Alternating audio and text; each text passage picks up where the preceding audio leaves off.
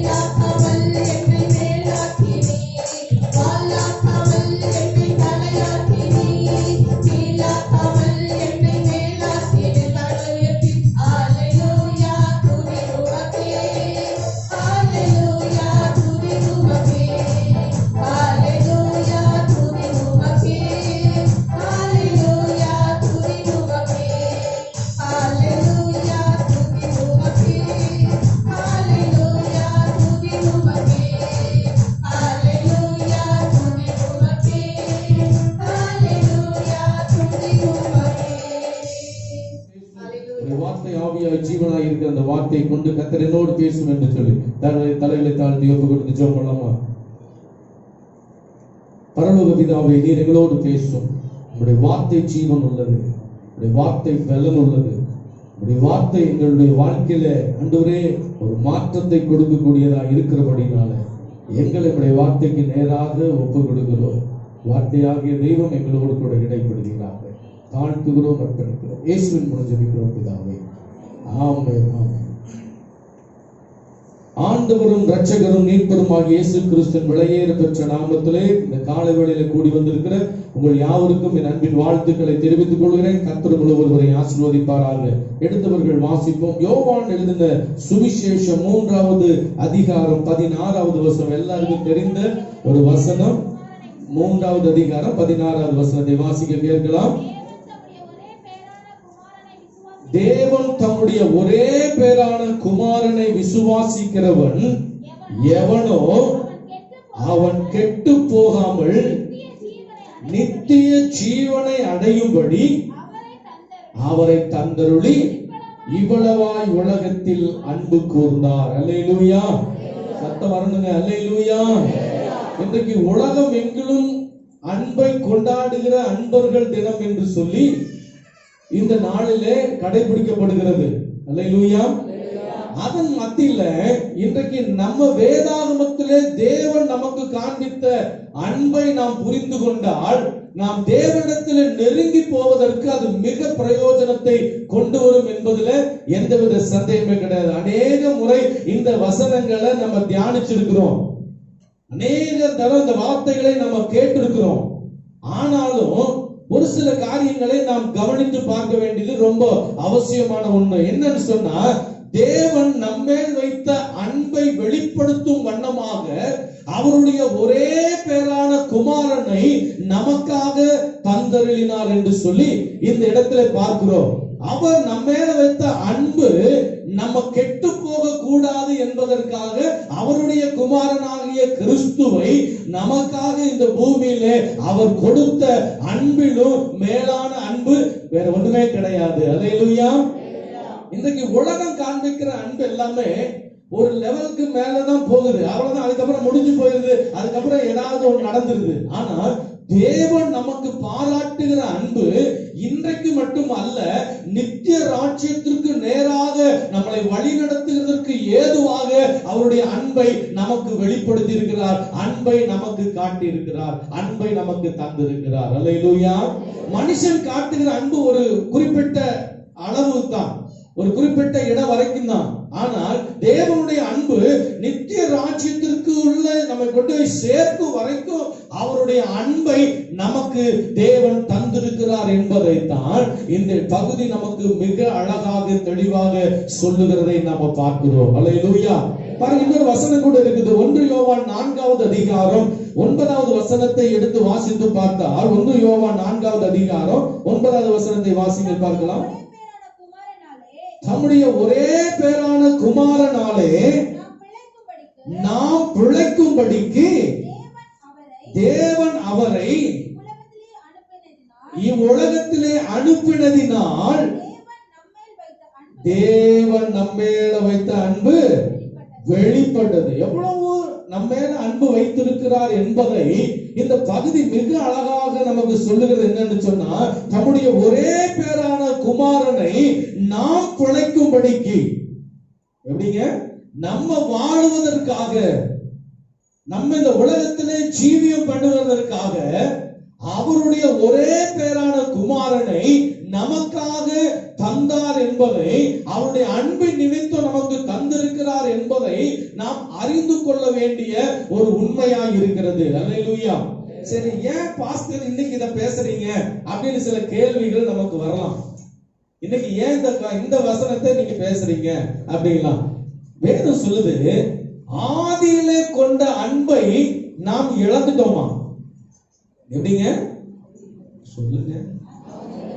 ஆதியிலே கொண்ட அன்பை என்ன பண்ணிட்டோம்? நம்ம இழந்துட்டோம். எப்படி சொல்றீங்க அப்படின்னு நீங்க கேட்கலாம். ரட்சிக்கப்பட்ட புதுசுல, ரட்சிக்கப்பட்ட நாட்களில் இருந்த வேகம், ரட்சிக்கப்பட்ட நாட்களில் இருந்த ஜெபம், ரட்சிக்கப்பட்ட நாட்கள் இருந்த தேவ பக்தி, ரட்சிக்கப்பட்ட நாட்கள் இருந்த ஆண்டவர்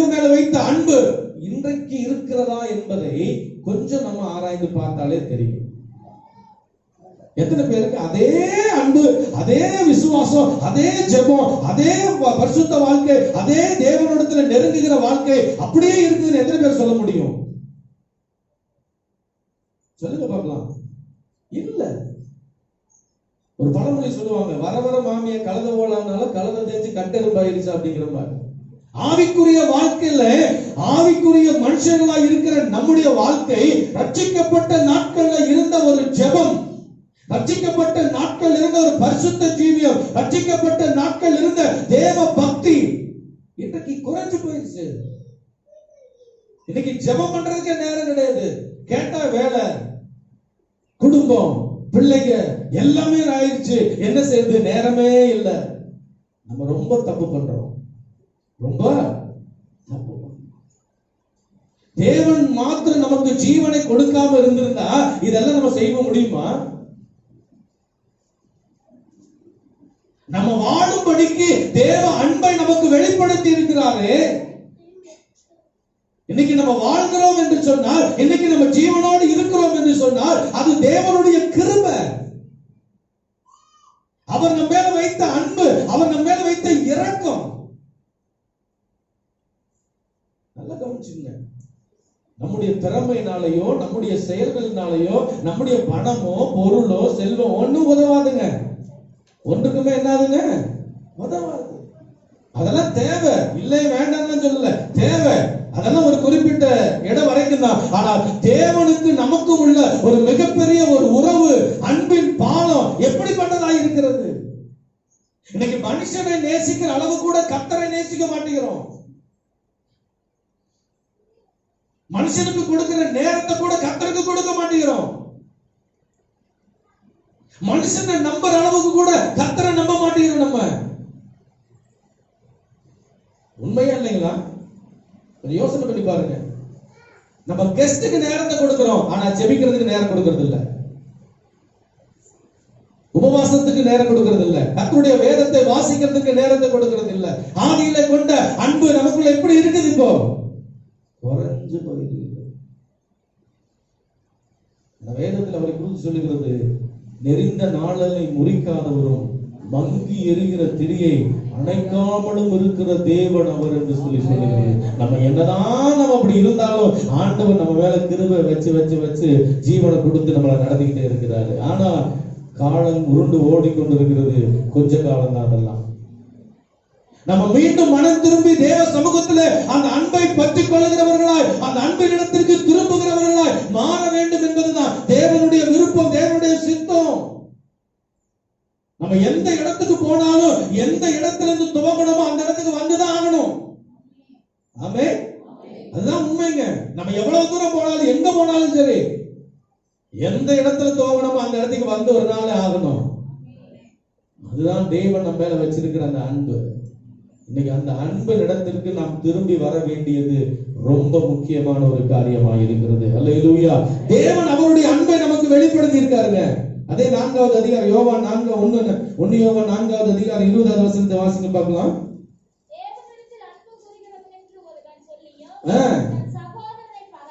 சகோதரனை பகைத்தால் அவன் பொய்யன்.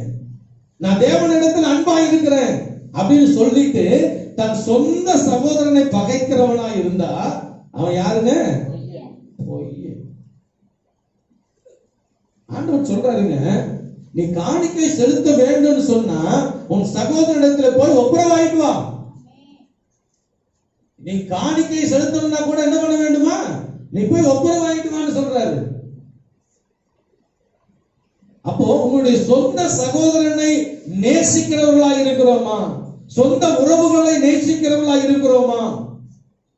இன்னைக்கு ஆண்டவருடைய பிள்ளைகள் என்று சொல்லிக் கொள்கிறோம். உண்மையில கவனிச்சுங்க, தேவன் அன்பா இருக்கிறார். நம்முடைய தேவன் யாருங்க? சத்தமா சொல்லுங்க. நம்முடைய தேவன் யாருங்க? அன்பா இருக்கார். அன்பா இருக்காருங்களா இல்லைங்களா? அவருடைய பிள்ளைகளாகிய நாம் எப்படிப்பட்டவர்களா இருக்கணும்? நல்லா சொல்லுங்க. இப்ப பக்கத்துல பார்த்து சொல்லுங்க, அவங்கள பார்த்து சொல்லுங்க, நீங்க அன்பா இருக்கிறீங்களா? சில நேரம் அன்புதான் வம்பா மாறி இருக்குது. அது அளவுக்கு மீறி போச்சுன்னா அளவா இருக்கணும். எப்படிங்க? அன்பு எப்படி இருக்கணுங்க? அளவா இருக்கு. அப்படி சரியா ஒரே லெவலா இருந்துச்சுன்னா அப்படியே இருக்கும். கொஞ்சம் எக்ஸ்ட்ரா போச்சு அப்படின்னு சொன்னா அது பம்பா மாறிடும். ஆனா கிறிஸ்துவின் அன்பை குறித்து வேதம் நமக்கு சொல்லிக் கொடுக்கிறது என்னன்னு சொன்னா, நாம் கிறிஸ்துவின் அன்பில நிலைத்திருக்கிறவர்களா இருந்தா மற்றவர்களையும் அதே அன்பில அவர்களை பார்க்க வேண்டும், பழக வேண்டியது அவசியம். ஆமென். அதனால கவனிச்சுங்க, அன்பு அப்படின்னு சொன்னோம்னா இந்த அன்பு மாய்மாலம் இல்லாத ஒரு அன்பா இருக்கணும். எப்படிங்க? ரெண்டு அன்பு இருக்குது. எப்படிங்க சொல்லுங்க? எத்தனை அன்பு இருக்குது? ரெண்டு அன்பு இருக்குது. ஒண்ணு மாய்மாலமான அன்பு, ஒண்ணு ரெண்டாவது மாய்மாலம் இல்லாத அன்பு. உங்களுக்கு விளங்குதுங்களா? என்னமோ பார்த்துட்டு இருக்கிற மாதிரி இருக்குது. என்னமோ புதுசா பாஸ் இல்ல இல்ல, எல்லாம் உங்களுக்கு தெரிஞ்சது தானே. எப்படிங்க? ரெண்டு அன்பு இருக்குது. ஒண்ணு ஏமாற்ற அன்பு, இன்னொன்னு ஏமாற்றாத அன்பு. ஆமென் சொல்லுங்க. நல்லா கவனிச்சுக்கணும். இந்த அன்பை புரிஞ்சுக்காம தான் சிலர் சொல்ல வேண்டாம், பலர் ஏமாந்து போயிடுறாங்க. எப்படிங்க? இந்த அன்பை தெரியாததுனாலதான் பலர் என்ன பண்ணிடுறாங்க? தன் வாழ்க்கையை தொலைச்சு போயிடுறாங்க, தன் குடும்பத்தை தொலைச்சு போயிடுறாங்க. இந்த அன்புக்கு வித்தியாசம் தெரியாததுனால எல்லாத்தையுமே இழந்து போயிடுறாங்க. ஆனா சரியா நீங்க அறிஞ்சுக்கொள்ளணும், உங்களையும் என்னையும் நேசிக்கிற ஒரு அன்பு, சுயநலம் இல்லாத ஒரு அன்பு, அது இயேசு கிறிஸ்துவிடத்துல மட்டும்தான் இருக்குதுங்க. அல்லேலூயா சொல்லலாமா? அவரிடத்துலதான் அந்த அன்பை பார்க்க முடியும். மத்த எல்லார் இடத்துலயுமே சுயநலம் தான். ஆமென் சொல்லுங்கல்ல. அது அப்பாவா இருக்கலாம், அம்மாவா இருக்கலாம், அண்ணனா இருக்கலாம், தம்பியா இருக்கலாம், உறவுகள் யாரா இருக்கலாம், எல்லா அன்புகளும் ஒரு சுயநலம் தான், ஒரு லெவலுக்கு தான்.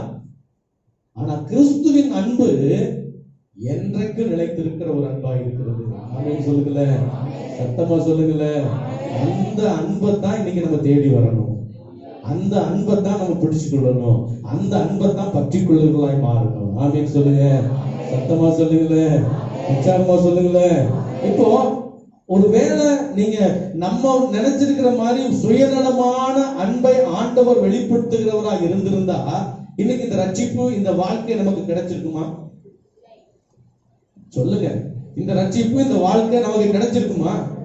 சான்ஸ் இல்ல, கிடைக்கிறதுக்கு வாய்ப்பு இல்லைங்க.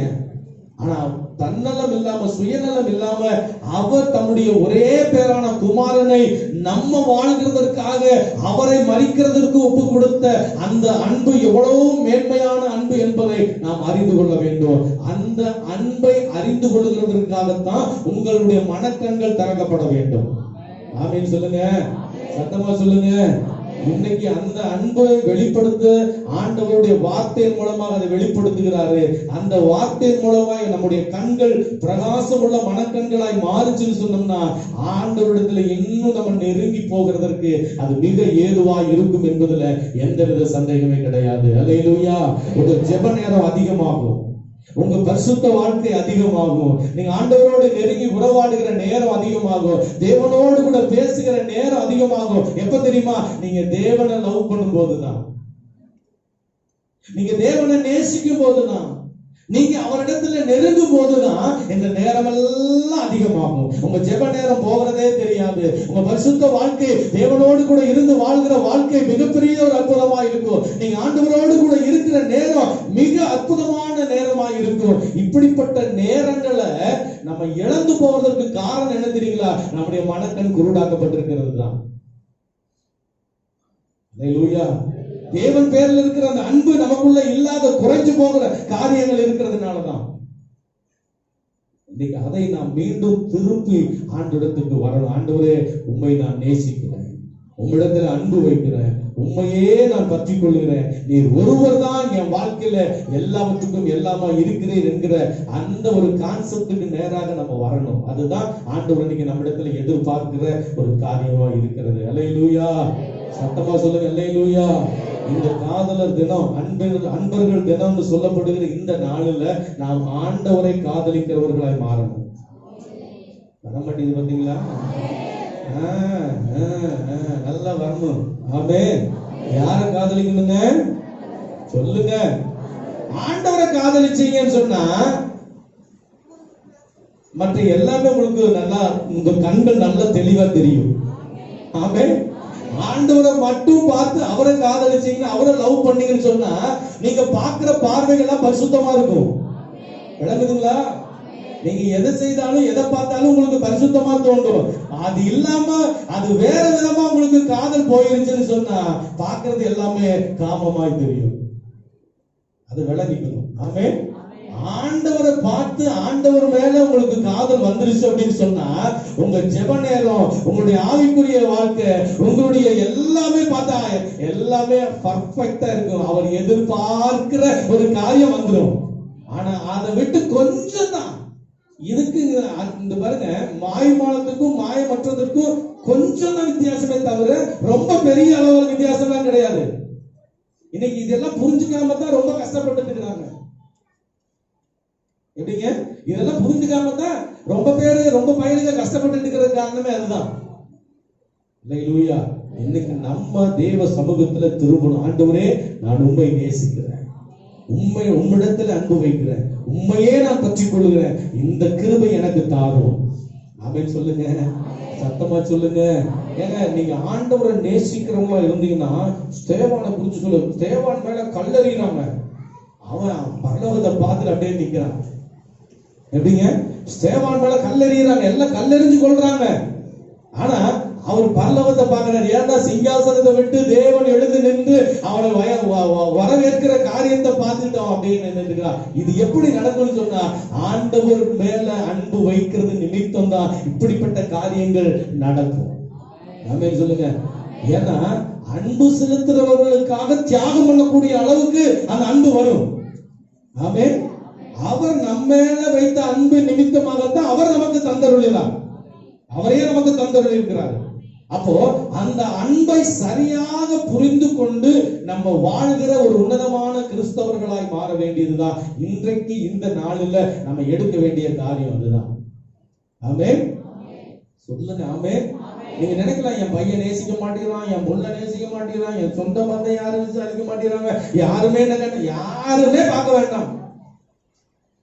நீங்க பார்க்க வேண்டிய ஒருவர் இருக்கிறார். அவர் தான் உங்களுக்காக எனக்கான ஜீவனை கொடுத்த இயேசு. ஆமென்.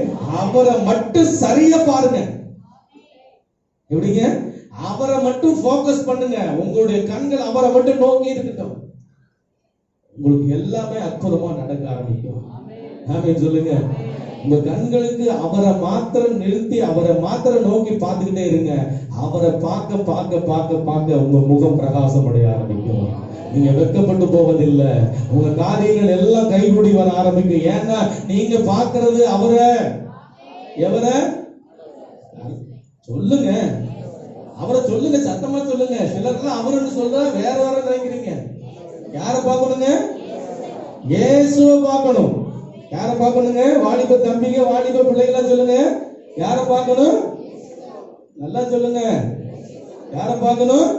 இயேசுவை பார்க்கணும். அவர் தான் என் வாழ்க்கையில என் நாயகன், என் மெய்ப்பர் அவர்தான்.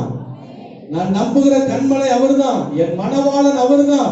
அவர்தான் என்னை கூட்டிட்டு போக மணவாட்டியாகி என்னை கூட்டிட்டு போறதுக்கு வரப்போகிற மணவாளன் அவர்தான். அவரையே என் கண்கள் நோக்கி இருக்கட்டும் சொல்லி உங்களுடைய பார்வை, உங்களுடைய எண்ணம், உங்க சிந்தை எல்லாமே அவர் மேல இருந்துச்சுன்னு சொன்னா நீங்க அந்த அன்பை விட்டு விலகவே மாட்டீங்க.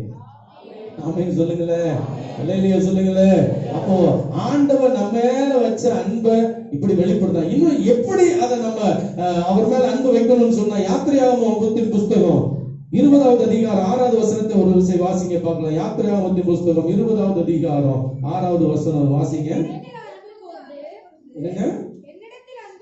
என்னிடத்தில் அன்பு கூர்ந்து என் கற்பனைகளை கை கொள்ளுகிறவர்களுக்கோ 1000 தலைமுறை மட்டும் இரக்கம் செய்கிறவராய் இருக்கிறாராம். எப்படிங்க?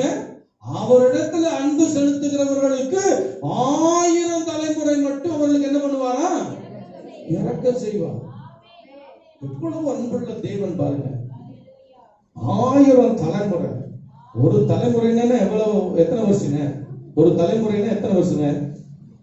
ஒரு 70 வருஷம். அப்படித்தானே சொல்லுது. பிளத்தின் மிகுதி 80 வருஷம் ஒரு தலைமுறை. ஆனா 1000 தலைமுறை தலைமுறைகளுக்கு ஆண்டவர் என்ன பண்றாரா? நமக்கு இரக்கம் செய்கிறார். எதனால? அவரிடத்துல அன்பு கூறுகிறது நிமித்தமாக, அவரை நேசிக்கிறது நிமித்தமாக. நல்லா கவனிச்சுங்க.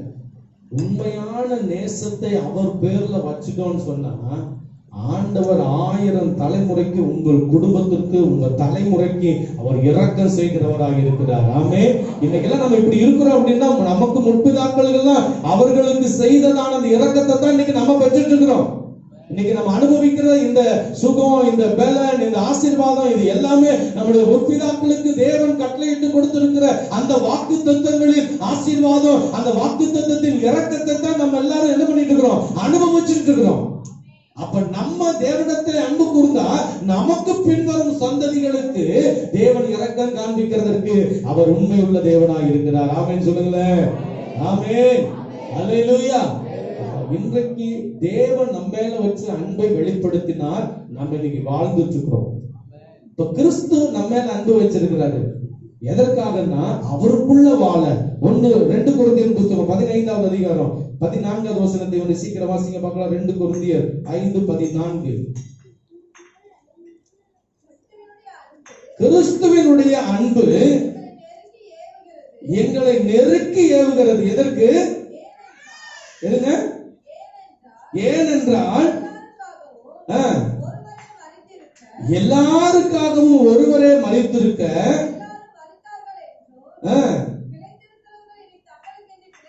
பிழைத்திராமல் தங்களுக்காக மரித்து எழுந்தவருக்காக பிழைத்திருக்கணும். நம்ம யாருக்காக வாழணுமா? என்ன பேச மாட்டேங்க? யாருக்காக வாழணும்? என்னப்பா சரி, இப்பதான் கல்யாணம் பண்ணி இருக்கிறோம், இப்பதான் அது வாங்கி இருக்கு, அதையெல்லாம் விட்டு போட்டு கிறிஸ்துவுக்காக வாழணுமா? நாங்க இல்ல, கிறிஸ்துவுக்காக தான் வாழ்ந்தாகணும். ஆமே. நமக்காக ஜீவனை கொடுத்து நமக்காக வாழ்ந்து மரித்த அவருக்காக வாழ்வதற்காகத்தான் கிறிஸ்துவினுடைய அன்பு நம்மை நெருக்கி ஏவுகிறது. இப்ப உங்களால சொல்ல முடியாத காரணம் என்னன்னா, அந்த அன்பு உங்களுக்கு இல்ல அப்படின்னு அர்த்தம். எப்படிங்க? கிறிஸ்துவனுடைய அன்பு நம்மளை நெருக்கி ஏவணும். எதற்காக? நீ கிறிஸ்துவுக்காக வாழணும். யாருக்காக வாழணுங்க? போங்க பாஸ்டர், எங்க பிள்ளைகளுக்காக வாழ்றோம். என்ன ஒரே ஒரு வாழ்க்கை இருக்கிறது, என் பிள்ளைய வாழ்ந்து என் பிள்ளை எப்படி இருக்கான்னு வாழ்ந்துட்டு போகணும் அப்படிங்கிறதுக்காக தான் இருக்கிறேன் அப்படின்னு நினைக்கிறீங்களா? நீங்க பார்க்க வேண்டாம், அவரு உங்க பிள்ளைகளை எல்லாம் பார்த்துக்குவாரு. ஆமென் சொல்லுங்க. நீங்க ரொம்ப பாத்தீங்கன்னா அவர் விட்டுருவாரு. சரி, என்ன பார்க்க விடாம அவனே பார்த்துட்டு இருக்கிறானே, பார்க்கட்டுமே அப்படின்னு விட்டுட்டு போயிடுவாரு. அல்லேலூயா. சத்தமா சொல்லுங்க அல்லேலூயா.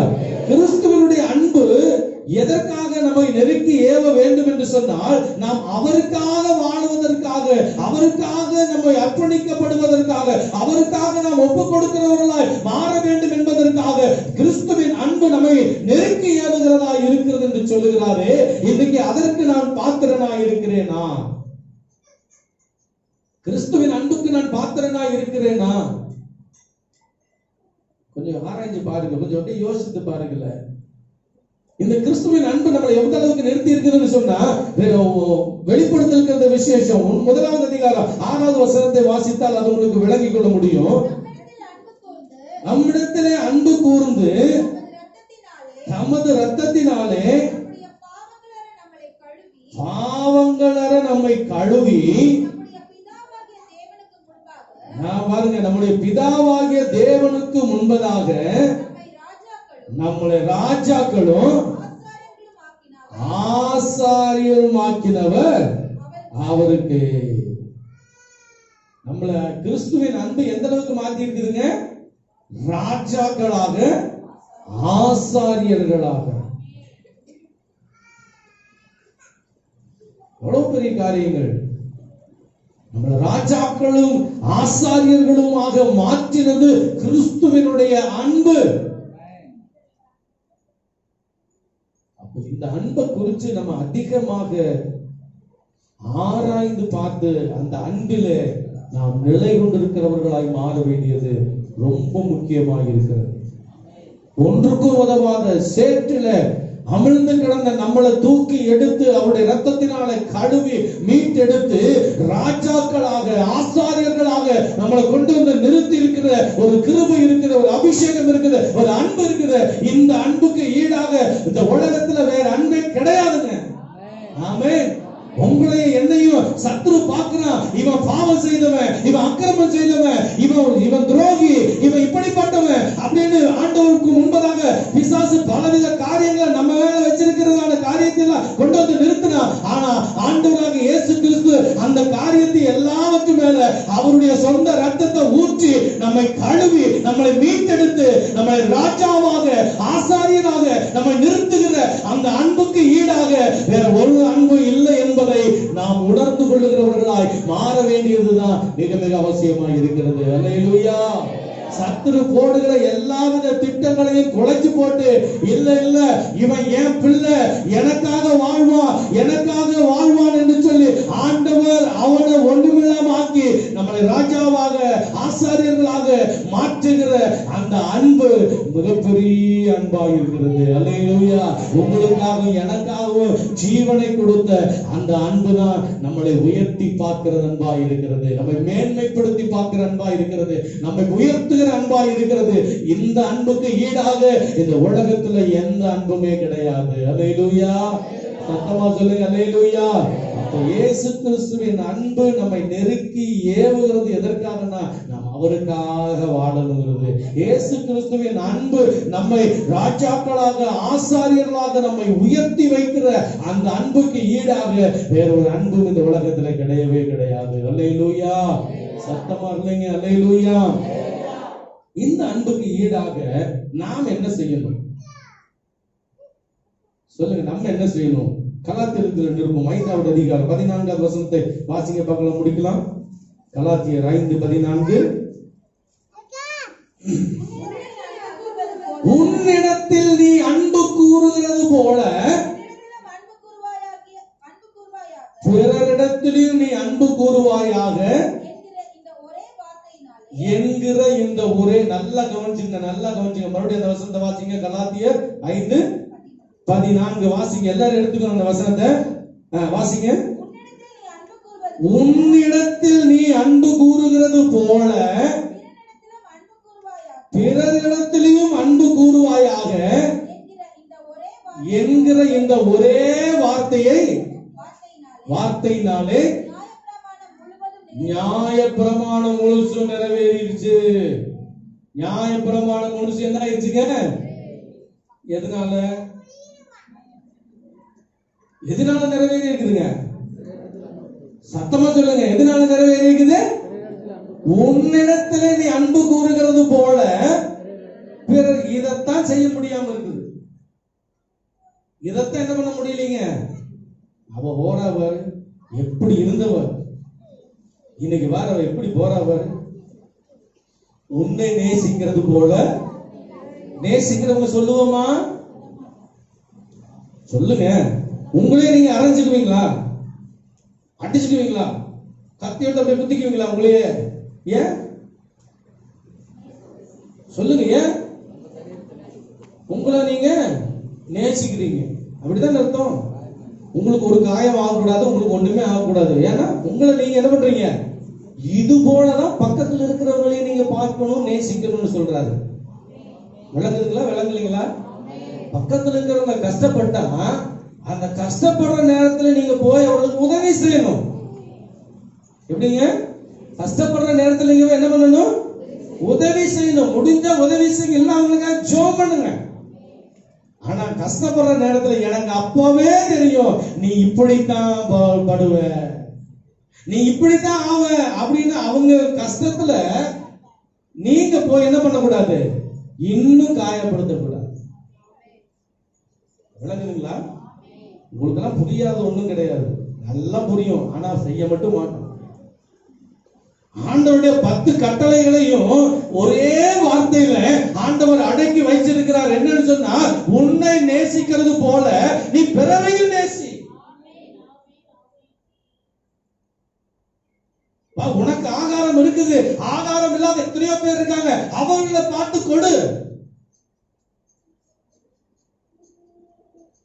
எத்தனையோ பேர் சுகம் இல்லாம இருக்காங்க, அவர்களுக்கு ஏதாவது ஒன்றை செய். உன்னால் இயன்றதை நீ மற்றவர்களுக்கு கொடுக்கணும். கொடுத்தல் தாங்க அன்பு.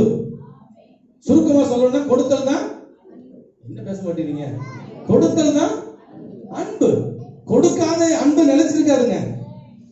கொடுக்காத அன்பு வெறுங்கையில முளம் போடுறதுக்கு சமம். அப்படிங்க உண்மையா இல்லைங்களா? அதுதான் உண்மை. இப்ப கிறிஸ்து பாருங்க, அவர் பிதாவாகிய தேவன் குமாரனை நமக்கு என்ன பண்ணாருங்க? கொடுத்தார். அதுதான் அன்பு வெளிப்பட்டது. விளங்குதுங்களா? அன்பை வெளிப்படுத்துவதற்கு அவரை கொடுத்தார். அப்ப நீங்க ஒரு அன்பை வெளிப்படுத்தணும்னா நீங்க ஏதாவது ஒன்றை கொடுக்கணும். இல்லாதவர்களுக்கு, ஏழைகளுக்கு, திக்கற்றவர்களுக்கு, அனாதைகளுக்கு நீங்க என்ன பண்ணணும்? கொடுக்கிறதற்கு உங்க உள்ளத்தை விட்டு கொடுக்கணும். தேவனுடைய அன்பை வெளிப்படுத்துவதற்கு ஏதுவாக நீங்கள் உங்களை நீங்கள் கொடுக்கிறதற்கு பக்குவப்படுத்த வேண்டியது அவசியம். பக்குவப்படுத்தணும், ரொம்ப முக்கியம். இன்னைக்கு உன்னை போல் பிறரை நேசிக்கிற அந்த இருதயம் இல்ல. அந்த இருதயம் நமக்கு வந்துருச்சுனாவே நம்ம நியாயப்பிரமாண புஸ்தகத்தை எல்லாவற்றையும் என்ன பண்ணிட்டோம்? நிறைவேறிட்டோம். நியாயப்பிரமாணத்தின் புஸ்தகத்தை எல்லாத்தையும் என்ன பண்ணிட்டோம்? என்னதான் சத்தியத்தை கேட்டாலும் சர்ச்சை விட்டு வெளியே போயிட்டீங்கன்னா உங்க சுயரூபத்தை தான் காட்டுவீங்க. எப்படிங்க? சர்ச்சை விட்டு வெளியே போயிட்டோம்னா நம்ம சுயரூபத்தை தான் வெளிப்படுத்துவோம். இவ்வளவு நேரம் கேட்ட சத்தியம் எல்லாம் அது ஒரு பக்கம் கிடக்கட்டுங்க.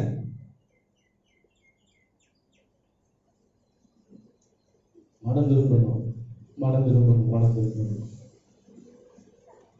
நம்ம ஆண்டவருக்கு முன்பதாக மனம் திரும்ப வேண்டியது ரொம்ப அவசியம். தேவன் நம்ம மேல வச்ச அன்புக்காக கிறிஸ்துவை நமக்கு தந்தருதான். கிறிஸ்துவின் அன்பு நம்மை நெருக்கி ஏவுகிறது. அவருக்காக நாம் வாழ வேண்டும் என்பதற்காக. எப்படி ராஜாக்களாக, ஆசாரியர்களாக நம்ம என்ன பண்ணி உயர்த்தி மேன்மைப்படுத்தி வைத்து நம்மை அழகு பார்க்கிற அந்த அன்புக்காக நம்ம வாழ பழகி கொள்ளணும். இன்னைக்கு நம்முடைய அன்பு எப்படிப்பட்ட அன்பாக இருக்க வேண்டும் என்று சொன்னால், உன்னை போல் பிறரையும் நேசி. இயேசு நம்மளை நேசித்தபடினால்தான் தன் ஜீவனை நமக்கு தந்தார். இப்ப அவருடைய பிள்ளைகளாகிய நாம் நேசிக்கிறவர்களாய் இருக்கணும். மற்றவர்களை நேசிக்கிறவர்களா. எப்படி? உன்னை போல் பிறரை நேசிக்கணும். பரவாயில்ல, பாஸ்டர் இன்னைக்கு நேசிக்க சொல்லிட்டாரு. இனி என்ன பண்ண போறேன்? நான் போய் நேசிக்க போறேன். அடிதான் வாங்குவீங்க. அல்லேலூயா. சத்தமா சொல்லுங்க அல்லேலூயா. ஆமா, வசனம் சொல்றபடி நம்ம கரெக்டா இருக்கணும்.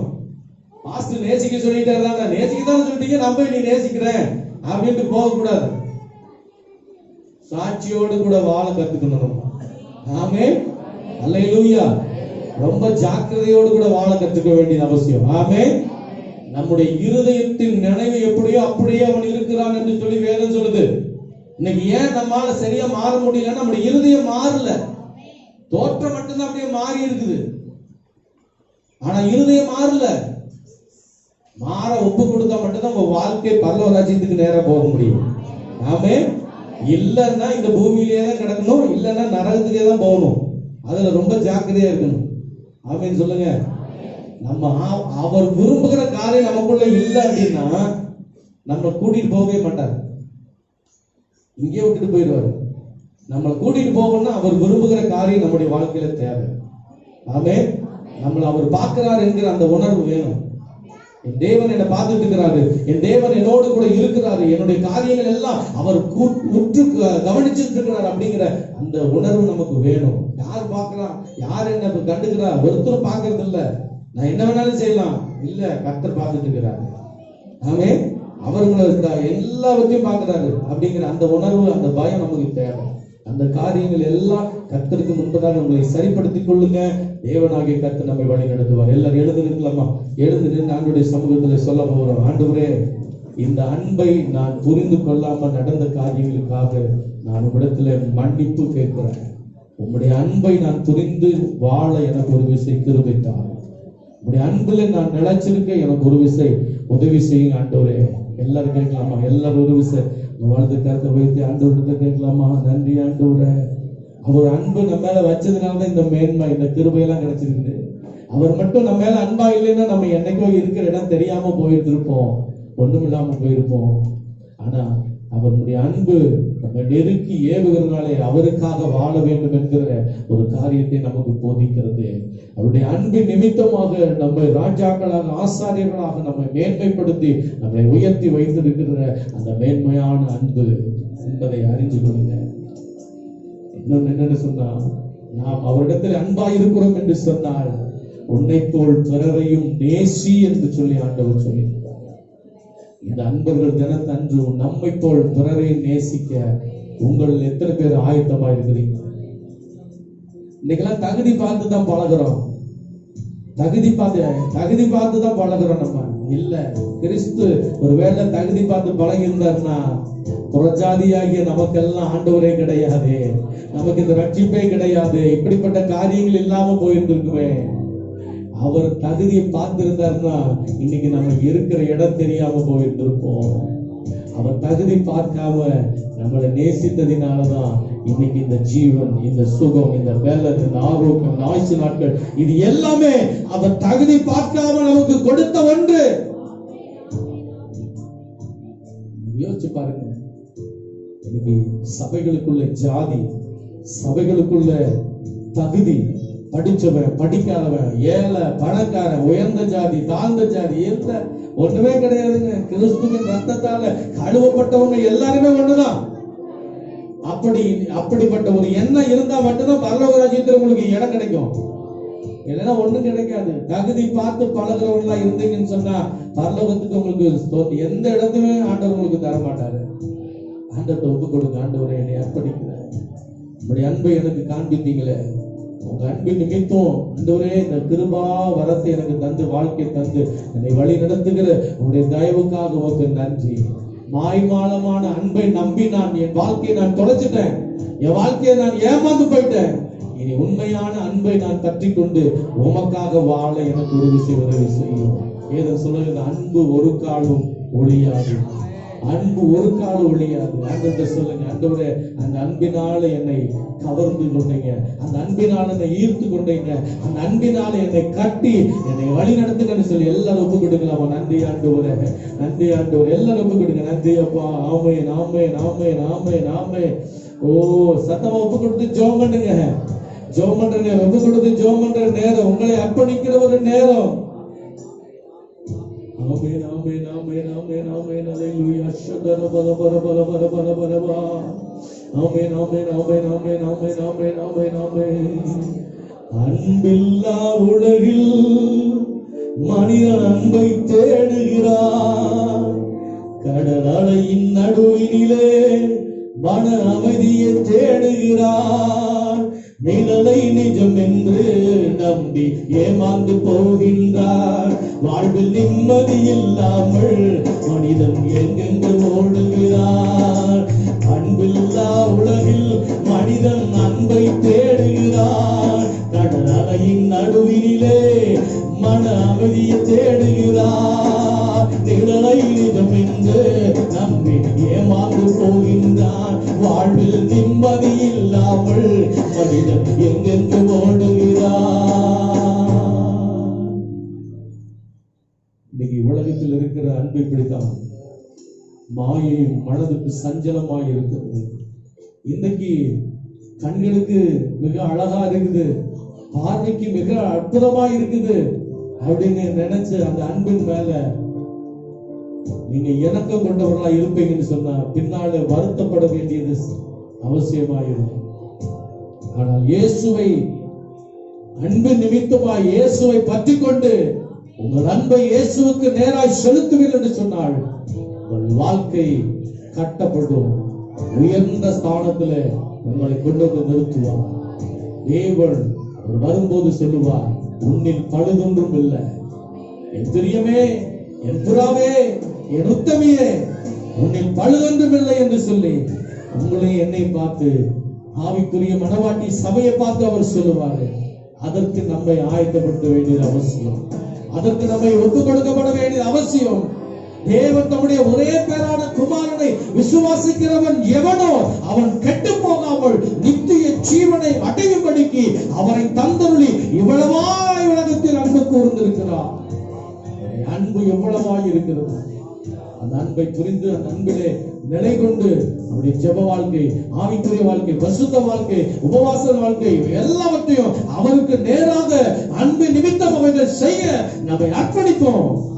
ஆண்டவர் நம்மை நடத்துவதற்கு அவர் போதுமானவராக இருக்கிறார். வானத்துக்கு பூமிக்கும் அதிகாரம் படைத்திருக்கிற எங்கள் பரலோக தகப்பனே, இரட்சகரும் எங்கள் ஆண்டவரும் மீட்பருமாகிய இயேசுவின் விலையேற பெற்ற நாமத்தில் உங்களுடைய பாதத்தை இறுக பற்றி கொண்டு நாங்கள் எங்களை அர்ப்பணிக்கிறோம். நாங்கள் ஆதியிலே கொண்ட அந்த அன்பை பிடித்துக் கொள்ள, ஆதியிலே கொண்ட அந்த அன்பை நாங்கள் புதுப்பித்துக் கொள்ள, ஆண்டவரே உம்மோடு கூட நெருங்கி உறவாடுகிற அந்த அன்பை எங்களுக்கு இன்னும் ஒரு விசை கிருபையினாலே தந்து நடத்தும்படி உடைய சமூகத்திலே அர்ப்பணித்து நாங்கள் ஜெபிக்கிறோம். இந்த நாள்ல வந்திருக்கிற உடைய பிள்ளைகள் இந்த வசனத்திற்கு உடைய பிள்ளைகளை சாட்சிகளாய் இருந்துபடி ஜெபிக்கிறோம். இந்த வார்த்தை உடைய பிள்ளைகளுடைய இருதயங்களுக்குள்ள கிரியை செய்யும்படி ஒப்புக் கொடுக்கிறோம். தேவனுடைய விசேஷித்த கிருபை உடைய பிள்ளைகளோடு கூட வழிநடத்தி காத்துக் கொள்ளும்படி நாங்கள் ஜெபிக்கிறோம். வந்த ஒவ்வொருவரையும் ஆசீர்வதிக்கிறாங்க, தனித்தனியாய் ஆசீர்வதிக்கிறாங்க. ஆண்டவரே, இந்த நாள்ல அவர்கள் வந்த பிரச்சனை, போராட்டங்கள் எல்லாவற்றையும் கர்த்தர் மாற்றி மெய் சமாதானத்தோடு அவர்களை அனுப்பும்படி நாங்கள் ஜெபிக்கிறோம். கிருபையும் சமாதானமுடைய பிள்ளைகளை காத்துக் கொள்ளும்படி ஜெபிக்கிறோம். உங்களுடைய அன்பினால ஒருவரை ஒருவர் தாங்கவும் கட்டவும், ஆண்டவரை ஒருவரை ஒருவர் நேசிக்கவும், உண்மையான அன்பை புரிந்து வாழ உங்களுடைய பிள்ளைகளின் உதவி செய்யப்படி ஜெபிக்கிறோம். உங்களுடைய கிருபையின் கரத்திலே தாழ்த்துகிறோம், அர்ப்பணிக்கிறோம். கன மகிமை யாவும் உமக்கே செலுத்துகிறோம். இயேசு கிறிஸ்துவின் விலையேற பெற்ற நாமத்தில் ஜெபிக்கிறோம் எங்கள் ஜீவனுள்ள நல்ல பிதாவே, ஆமென். எல்லாரும் சேர்ந்து சொல்லுவோம், என் ஆத்துமாவே கர்த்தரை ஸ்தோத்திரி, என்னோடு உள்ளவருடைய பரிசுத்த நாமத்தை ஸ்தோத்திரி, என் ஆத்துமாவே கர்த்தரை ஸ்தோத்திரி, கர்த்தர் செய்த சகல உபகாரங்களை மறவாதே. ஆமென், ஆமென். நம்முடைய கர்த்தராகிய இயேசு கிறிஸ்துவின் கிருபையும் பிதாவாகிய தேவனுடைய அன்பும் பரிசுத்த ஆவியானவருடைய அந்யோன்ய ஐக்கியமும் சத்தியத்தை அறிகிற அறிவும் இப்பொழுதும் எப்பொழுதும் நம் அனைவரோடு கூட நீடித்து நிலைத்திருப்பதாக. ஆமென். அல்லேலூயா, அல்லேலூயா, அல்லேலூயா. கர்த்தர் உங்களை ஆசீர்வதிப்பாராக. God bless you.